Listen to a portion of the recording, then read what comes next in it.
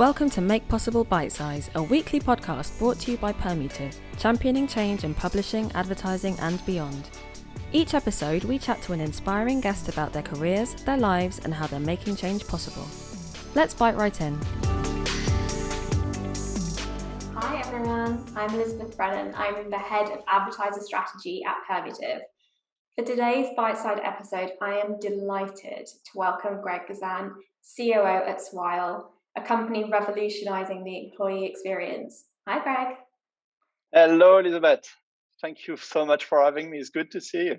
It's so good to see you. Thank you for joining me on this episode. As these episodes are bite-sized, let's kick off with our first Make Possible question.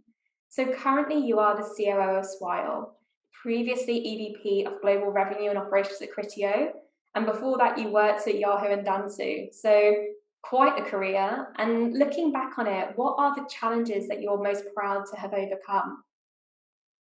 Well, so until recently, my background has really been in media and ad tech.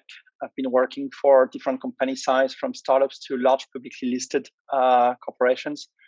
I think along my different experiences, the most important achievement for me has been to build high-performing teams and develop talents. And I think we all know how important it is to have talented people and the impact they can have. And so it's been always a focus for me to make them work together the best way possible. I think when you evolve in a multicultural environment and in hyper-growth context, as I did, it's very complex. But if you do it right, I mean, you can achieve unprecedented things. And I think that's what we did at Criteo. So Criteo was a French startup. I joined in 2010. We were making $9 million in revenue at the time. And after 7 years of business, we turned this company into a global company with a revenue of $2.4 billion, 3,000 employees, 34 offices worldwide. We're listed on NASDAQ. And I think it takes amazing team to do this kind of achievement. I completely agree with you. And I'd love, if we can, just to dive into that notion of an amazing team, and how do you create an environment where your teams are able to thrive and deliver the kind of results that you've just talked to us about? Well, I mean, in my career, and especially at Criteo, I think that the kind of secret recipe for me was to be very inclusive. And I do believe that, like a few brains are better than one. And so I would always involve people in thinking. Decision making is back to the managers. I mean, that's what you're being paid as manager and the leaders, just like you take risk, you make the bets. Yeah. But, it's better if you understand pros and cons deeply and you can involve people.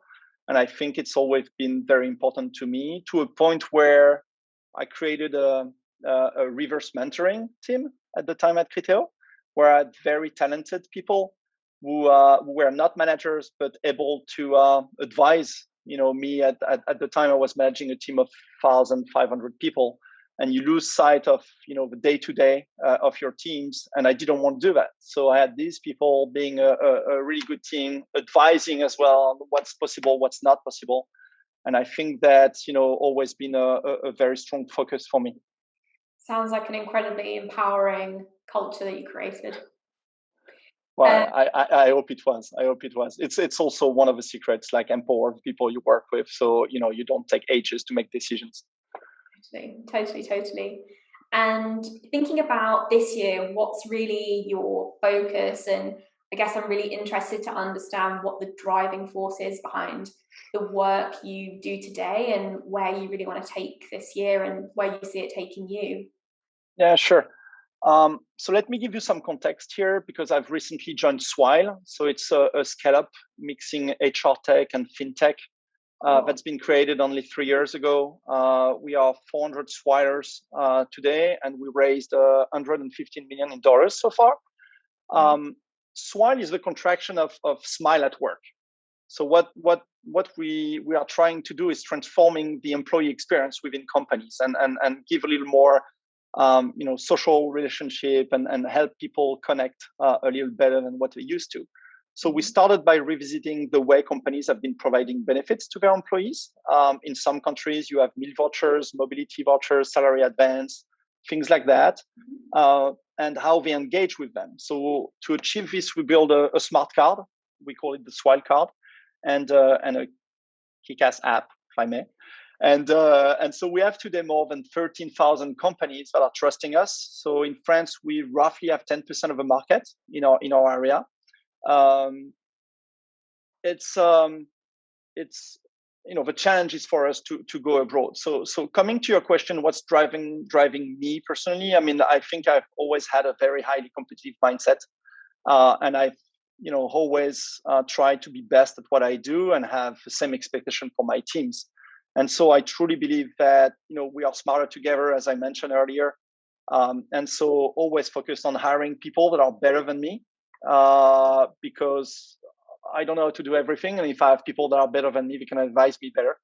And so my focus was more on making us work, as a great team. When it comes to what is my focus right now this year, as CEO at Swile, I'm managing revenue, M&A, marketing B2B, and ops teams. And so my number one focus, as always, for some people managing revenue, is to achieve revenue goals. But number two really is we are growing 3 digits quarter on quarter. So and we are looking at hiring 200 people, and we are a 400 company this year. So I think that one of the big challenges I have is to structure properly the company to manage hypergrowth, which means teams, its organization, its hiring, its training, as well as tool and processes that can scale. And the last focus, I would say, like short term, really is to lead our international expansion. So we are already live in Brazil, and we are looking at expanding quickly in the rest of LATAM and Europe. So I'm building our growth plan to determine which product and which country we should go to, as well as the M&A strategy, which is a mix of, do we want to build things and start from scratch? Do we want to buy? So it's acquisition and truly M&A, or do we want to borrow and build joint venture with some companies in these countries? Sounds like an incredibly exciting time ahead for Swile and loads of different priorities for you. I'm wondering how, as a leader, you do prioritize those different things that are on your table and your responsibilities to get the best for yourself and your company. Yeah, so I want to sleep well. And so what I'm trying to do is making sure we have the right people in the right place and the right organization. So again, we can scale. Yeah. The right culture, it means a lot. The culture is really strong at Swile. And that's a driver, because when you grow really fast, I mean, you need to define long-term goals and why you want to go there as a company. So as an individual, you can project yourself, and see if it fits with your aspirations. So my focus is really right now to be able to assess our abilities to grow fast, and do we have everything that's needed just to support the growth. Lots of good nuggets of insight and experience there. Our third and final question for the Bitesize show today is really, what advice would you give to those who are trying to make things possible in our little industry? Well, so I don't think there is any recipe, otherwise it would be so easy. Yes. And uninteresting. But what I've been focusing on personally is, first, I would advise to define your operating principles and define the long-term plan. And just as I mentioned, because people can just project themselves, better and easier in that case. For me, there are keys to align all the organization in a fast-growing environment, and the key also is to empower the people you work with. I mean, you don't hire good people to tell them what to do. I mean, you hire them because they know what to do, and so you need to have that in mind, and let go. As a manager or as a leader, you need to let go and trust people you hire. I think the other advice I could share is you need to define your target organization and the transition. So in my world, I mean, things are going so fast that I know where I want to go, but I know I can't go now. And so I need to look at the best organization and then at the people and not the contrary. And the reason for that is you need to hire the best. For your key roles, I mean, you should not hesitate to hire senior people early in the adventure of a company. They cost more, both in salary and equity, but they bring tremendous ROI in terms of knowledge, autonomy, network, both on clients and people. And so I've seen that before, and I think that's a big bet for founders and for like high level managers, but it works. The last one is easy. It's be bold and fast. Well, I can't think of a better note to end on. Thank you so much, Greg, for being a guest on today's episode. Thank you, Elizabeth. It's been great to spend some time with you today. Couldn't agree more. And that leaves me just to thank all of our listeners and viewers for tuning into this episode of Make Possible Bitesize. Next week, we'll be speaking to another inspiring guest about what they do to champion change. Enjoy the rest of your day. Thank you and goodbye.